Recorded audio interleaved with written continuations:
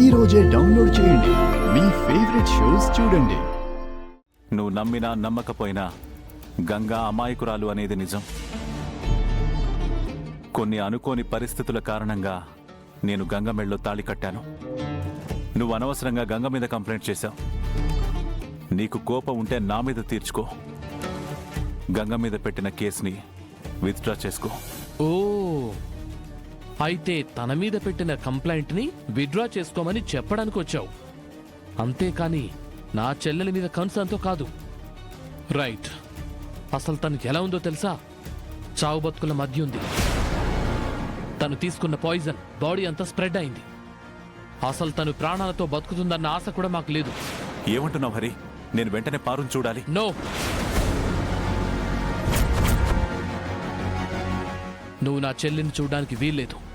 నీ నీడ తనకు తగిలినా సరే తన మిగిలిన ప్రాణం కూడా వదిలిపోతుంది. Hari, don't talk rubbish. తప్పుకో. నో, నువ్వు పారు దగ్గరికి వెళ్ళడానికి వీల్లేదు, అంతే. ఎక్స్క్యూజ్ మీ సార్, ఇది హాస్పిటల్. మీరు ఇలా ఆర్గ్యూ చేస్తుంటే పేషెంట్స్ డిస్టర్బ్ అవుతారు. డాక్టర్, ఒకసారి నేను పార్వతిని చూడాలి. తన కండిషన్ చాలా సీరియస్ గా ఉంది. ఐసీయూలో ఉంది. ఇప్పుడు ఎవరిని అలౌ చేయడానికి కుదరదండి. మీరు వెళ్ళండి ప్లీజ్ సార్. విన్నావు కదా, వెళ్ళు.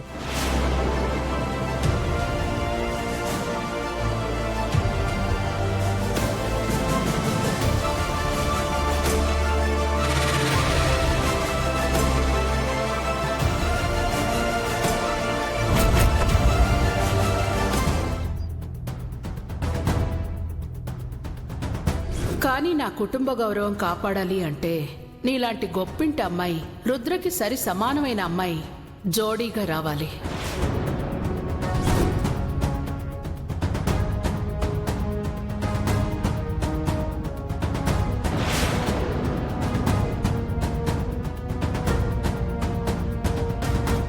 అత్తయ్య, మీరు బాధపడకండి. పారుకేం కాదు. పారు ఎందుకింత పనిచేస్తుంది? తన ప్రాణాల మీదకు తెచ్చుకునేంత పని చేస్తుందని నేను అస్సలు అనుకోలేదు. తనని ఆ కండిషన్లో చూస్తుంటే నాకు కాళ్ళు చేతులు ఆడడం లేదు. తనని అలా చూడలేకే హాస్పిటల్కి కూడా వెళ్ళలేకపోయాను. మనం వెళ్ళినా కూడా పారు వాళ్ళ అన్నయ్య మనల్ని అలౌ చేయడు అత్తయ్య. తను అంత కోపంగా ఉన్నాడు. తన కోపంలో కూడా అర్థం ఉంది కదా. చెల్లెలి పరువు పోయి ప్రాణం కూడా పోతూ ఉంటే ఏ అన్నయ్య చూస్తూ ఊరుకుంటాడు?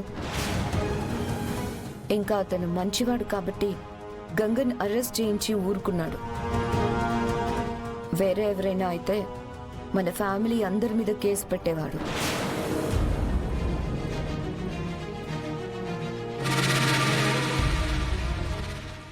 ఏమంటున్నారు డాక్టర్? నో నో నో, అలా అనకండి. ప్రాణం పొయ్యాల్సిన మీరే మా చేతుల్లో ఏం లేదని చేతులు ఎత్తేస్తే అలా ఏంటి? తను తీసుకుంది చాలా డేంజరస్ పాయిజనా? బాడీ అంతా స్ప్రెడ్ అయిపోయిందా? ఇంకా గంటలో నిమిషాలో అంతేనా? బ్రో అత్తయ్యని భయపెట్టడానికి చాలా బిల్డప్ ఇస్తున్నాడు. లేదు డాక్టర్, మీరు ఎలాగైనా సరే తనని బ్రతికించండి. తనకేదైనా జరిగితే మా ఫ్యామిలీ సొసైటీలో తలెత్తుకోలేదు. ప్లీజ్. నేను కాల్ చేసినట్లు హరితో చెప్పకండి డాక్టర్. బట్ తన గురించి అప్డేట్ ఇస్తూనే ఉండండి ప్లీజ్. ఏంటి వీరు, పారు కండిషన్ చాలా సీరియస్గా ఉందా? అవును అత్తయ్య గారు, బ్రతకడం కష్టమే అంటున్నారు.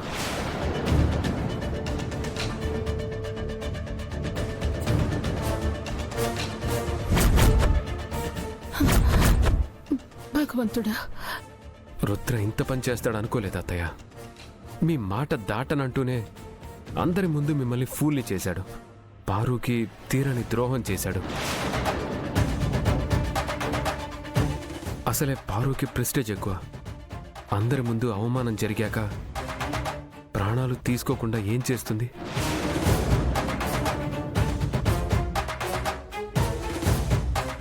తను రుద్రబాబుని నమ్ముకుని మీ దగ్గర మాట తీసుకుంది. ఇప్పుడు ఆ మాటకు కూడా అర్థం లేకుండా పోయింది. ఆ స్వామీజీ చెప్పినట్టే జరుగుతుంది అత్తయ్య. చివరికి ఆ గంగ ఇంటి కోడలై కూర్చుంది. ఇది జరగకూడదని నేను పారుతో పెళ్లి ఫిక్స్ చేయించి రుద్రని కట్టడి చేశాను. కానీ రుద్ర నా మాటనే కాదు అని మోసం చేశాడు.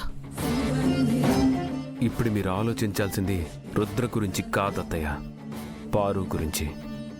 పారుకి జరగరాంది జరిగితే మన కుటుంబ పరువు ఏమవుతుందో అని ఆలోచించండి. దీనంతటికీ కారణమైన ఆ గంగని ఏం చేసినా తప్పులేదు అత్తయ్య.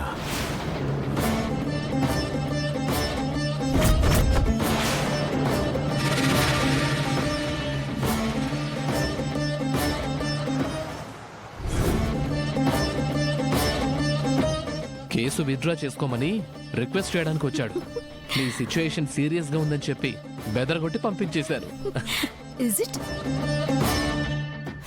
పాపం ఆ గంగని కస్టడీ నుంచి ఎలా రిలీజ్ చేయించాలో తెలియక తెగ టెన్షన్ పడుతూ ఉంటాడు.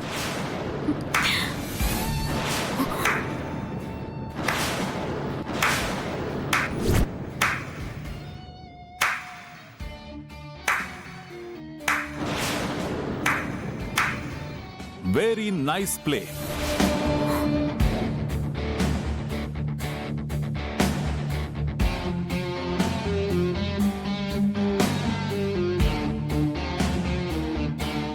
సో మీ సిస్టర్ తీసుకున్న పాయిజన్ ఇదన్నమాట.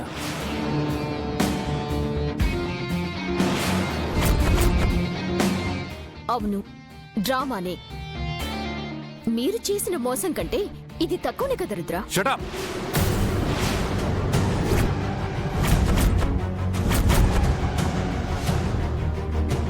కేవలం నీ పంత నెగ్గించుకోవడం కోసం ఒక ఆడపిల్ల గౌరవాన్ని టార్గెట్ చేసి తనని అరెస్ట్ చేయిస్తారా? మీరసలు మనుషులేనా? మీకు మానవత్వం ఉందా?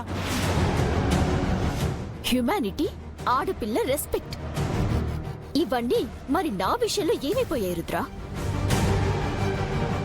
నీతో జీవితం పంచుకోవాలని నేను ఎన్ని కలలు కన్నాను. నీ మీద ఎంత ప్రేమ పెంచుకున్నాను. నీ ఫ్యామిలీలో ఒక మెంబర్ని కావాలని ఎంతో ఆశపడ్డాను. నో, నువ్వు నా మీద ప్రేమతో ఈ పెళ్లి ఒప్పుకోలేదు.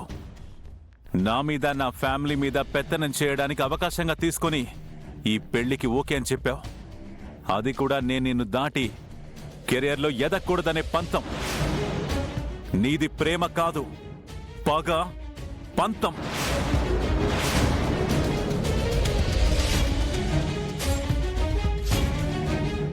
ఇదంతా నాకెలా తెలుసు అనుకుంటున్నావా? నేను బాక్సింగ్ కాంపిటీషన్కి గంగని తీసుకెళ్ళడానికి నీ దగ్గర పర్మిషన్ తీసుకోవాలనుకున్నాను. అప్పుడు నీ రూమ్ దగ్గరికి వచ్చాను. నాకేం వేరే వాళ్ళెవరు దొరక్క నేనేం రుద్రని పెళ్లి చేసుకోవటం లేదు. వాళ్ళ పెద్దమ్మ శకుంతలాదేవి గారు నా కాళ్ల వేళ్ల పడి బతిమలాడుకుంటే పోన్లే పాపమని ఒప్పుకున్నాను.